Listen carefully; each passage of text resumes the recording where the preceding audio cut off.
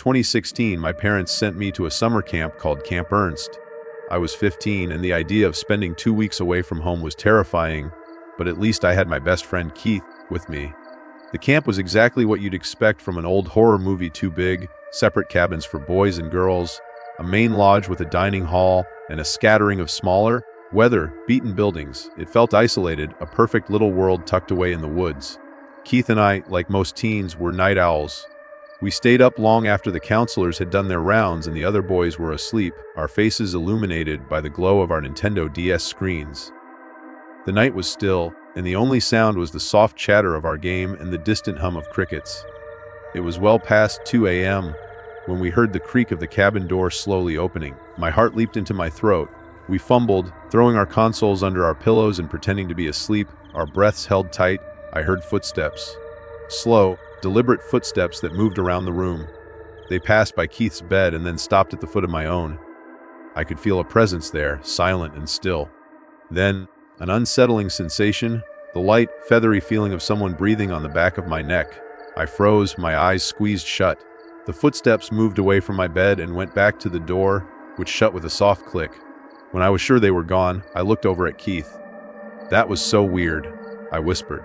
I felt someone breathing on my neck. We pulled out our DS's, but the fun was gone. My phone, which I had hidden under my pillow, vibrated. I looked at the screen. A text message from an unknown number. "Why are you two still up?" A jolt of pure adrenaline shot through me. The counselors had given us a list of their numbers for emergencies, but this one didn't match. "Who is this?" I texted back. There was no reply. Keith, who didn't have a phone, was as unnerved as I was. We went back to playing, our screens dimmed all the way, our bodies tense. Then, we heard a soft creak from the back of the cabin, the back screen door. Again, we scrambled to hide our DS's. My phone vibrated again. Another text from the same number. "It's Counselor Tony. Come outside to the back of the cabin. I have something to say to you." My blood ran cold. This felt so wrong. Keith immediately said it sounded too suspicious. We both wondered if this Tony person was the one who had just opened the back door. I crept out of bed and tiptoed to the center of the room. I could just make out the hall leading to the back door. There was no one in sight. My curiosity, or perhaps my youthful foolishness, got the better of me. I crept closer, passing the rows of sleeping boys. As I got to the back of the cabin, I saw it. A small section of the wall near the door was caved in, creating a small, dark alcove. And in that space, hunched over, was a person. It wasn't a camp counselor. It was a strange, older man with a long, gaunt face, his eyes fixed on me. He was about my height, but the way he was crouched made him seem menacing.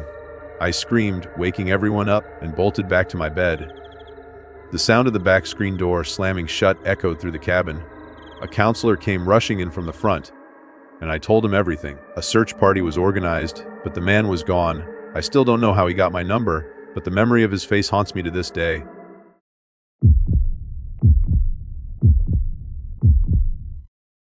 At 13, I was at my first and only year of a summer camp for teens.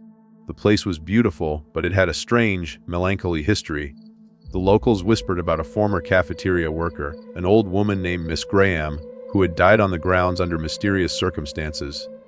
The camp counselors never talked about it, but the legend lingered. I was in an old cabin on a night when my brain just refused to shut down.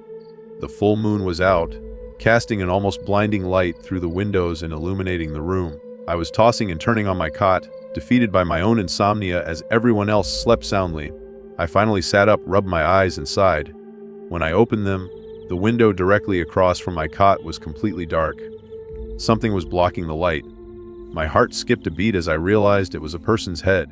It was an older woman with a strange, red cap on, staring into the room. A million thoughts raced through my head. Was she a new counselor? Was she checking on us? The mundane questions quickly dissolved into panic when I saw her eyes.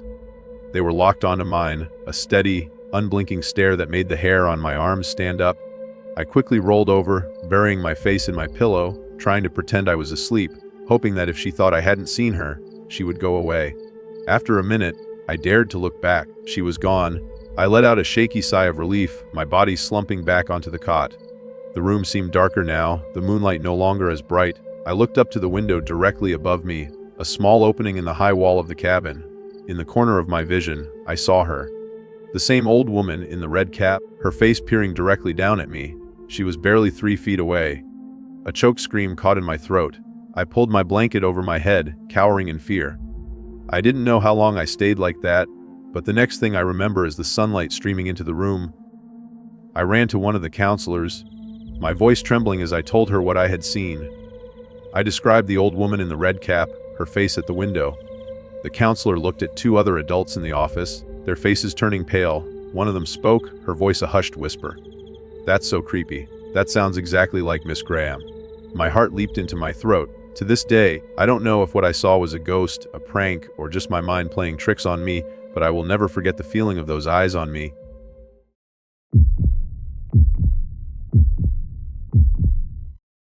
When I was little, the best thing about being home alone with my siblings was playing hide and seek. We had the whole house to ourselves, and we would explore every possible hiding spot. One day, I found the perfect place, the attic. It was a space that was rarely used, tucked away in the back of a large closet. It felt like a secret world, and I was sure no one would find me there. I scurried inside, closing the door behind me. I navigated the dark, dusty space until I found a large black bag in a box, and I hid behind them, a perfect little nest. I waited, my heart pounding with a mix of excitement and adrenaline. The silence was absolute. I was so focused on listening for my sister and brother that I didn't hear anything else. After a few minutes, I heard it, a faint, rhythmic squeaking sound. It sounded like something was bouncing on a mattress. "Stop messing around, Mike," I whispered, thinking it was my brother. But my brother's voice came from the opposite side of the room. "That's not me. I thought that was you." The squeaking stopped. A cold, heavy silence filled the space. The sound wasn't coming from either of them. Then, a loud thud. The sound of something heavy jumping off a bed and landing on the floor. We freaked out, scrambling for the window we had entered through. It was tiny, and we were panicked, struggling to get through it. As I was crawling out, I felt two hands grab my foot, pulling me back in with surprising strength. I kicked and struggled, finally breaking free and falling to the ground outside. We ran back to our bunk and locked the door, our hearts pounding. We knew we should tell the counselors, but we were so terrified of getting in trouble. We stayed up all night, talking in hushed whispers. The intruder was gone by the time we would have reported it, and so we decided to never speak of it again. I know it's a cliché ending, but the police didn't find anyone, and I never got to prove to my family that there was someone in that bunkhouse that day. But I know it's true. I still feel those hands on my foot sometimes.